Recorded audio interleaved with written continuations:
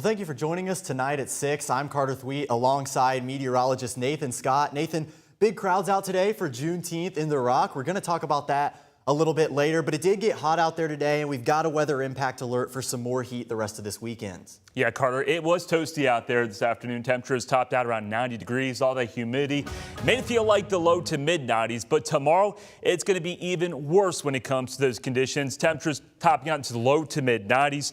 And the feels like, or those heat index values, will max out pretty close to 105 during the peak heating of the day. So we had that weather impact alert starting 1 o'clock in the afternoon, continuing until 7 o'clock in the evening. And you know the drill. Drink plenty of water, take frequent breaks, and limit outdoor activities. Get those outdoor chores done early in the morning or hold off until later in the evening. Heat advisory has been issued by the National Weather Service for that same time frame and does include a large part of central Arkansas. We did have a few isolated showers and thunderstorms bubble up this afternoon. Now it's pretty quiet. Not too much happening. Very slim chance there could be a stray shower out there this evening. Most of Father's Day will be dry, but we're watching out what happens for tomorrow night into early Monday morning. Here's what future radar is showing: the potential of a line of showers and thunderstorms developing into central Missouri. That line is expected to drop its way down to the south into North Arkansas and central Arkansas sometime between Sunday night and into early Monday morning. That line could pack a punch. We do have a level 2 out of 5 when it comes to the severe weather risk from Searcy, Russellville, also Conway, and off to the north, and then it's a level 1 out of 5 here in Little Rock, Hot Springs, and also West Memphis. The main threats will be damaging wind gusts. I'll have more on this potential, the rest of your Father's Day forecast, and what you can expect for the new work week coming up. All right, thanks, Nathan. Over in Greenbrier, the city says the water system is finished with repairs and customers are no longer under a boil order. The city has been under that boil order since a water main broke back on Monday, the 15th. The Department of Health has tested the water now and says it is safe to drink, and the local splash pad is now open as well. Over in Conway, people dealing with water issues of their own. Even with rain in the forecast, Conway's main water source is still slipping, and the city is asking people who live there to stay on guard. Conway Corp says customers remain under a Phase 2 water curtailment as summer demand climbs. We had a drought in 2012, and then another one, I think, in 2018.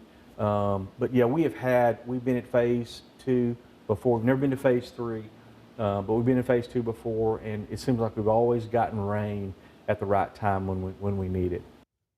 City splash pads also not operating, but you can fill your pool if you have one. Customers also are asked to water lawns only 3 days a week with no watering on Wednesdays.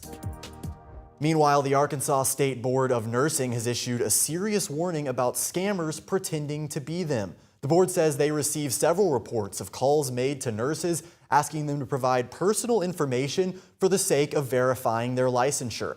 The Arkansas Nursing Board says they will never reach out through unsolicited phone calls. They usually are creating a sense of urgency with these nurses, telling them they're in trouble, there's an investigation, there's something wrong with their license. The board says if they do need to reach you, they will do so the standard way, by contacting you through the nurse portal. Vice President J.D. Vance is en route to Switzerland to engage in weekend talks with Iran. This comes as tensions in the region remain high. Tarian Small shows how disagreements continue over the Strait of Hormuz. 3 days after President Trump signed an agreement to end the conflict with Iran, tensions with Tehran remained heightened. Iran said Saturday the Strait of Hormuz will be closed again after Iran accused the U.S. and Israel of violating the Memorandum of Understanding by Israeli troops not withdrawing from southern Lebanon. More than a dozen people were killed in Lebanon by Israeli strikes overnight, hours after 3 diplomats briefed on the matter told CBS News that Israel and Hezbollah had reached a ceasefire agreement to end fighting.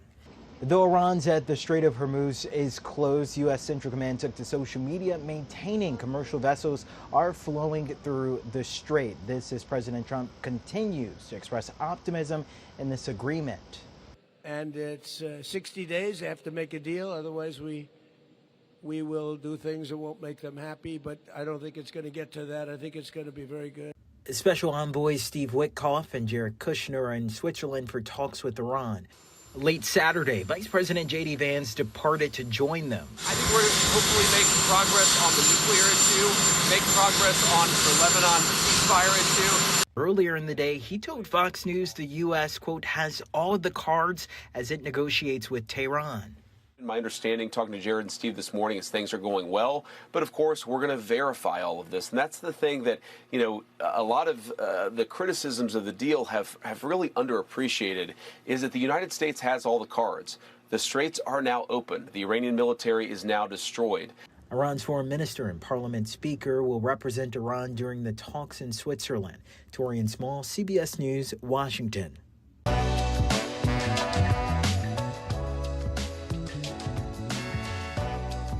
Well, tonight, Juneteenth into rock celebrations, thousands of people making their way to historic 9th Street. Organizers were prepared for more than 10,000 people to fill the area for the 17th annual Juneteenth Festival from the Mosaic Templars Cultural Center. It was a weekend full of events. Things started off yesterday with seminars from members of the Little Rock Nine and guests like former Hog star Darren McFadden, and then a special 5K race this morning ahead of the block party.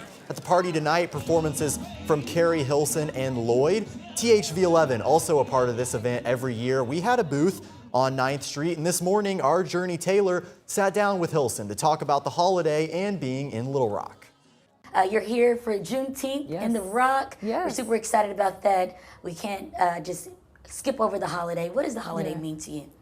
Juneteenth, I mean, it's a time, I guess it represents, to me, true freedom. As we know, some of us were not aware that we were free. So I think it represents true freedom. It represents, redemption in a sense. Yeah. Human rights, civil rights. It's really, I think, the beginning of true freedom for Black people.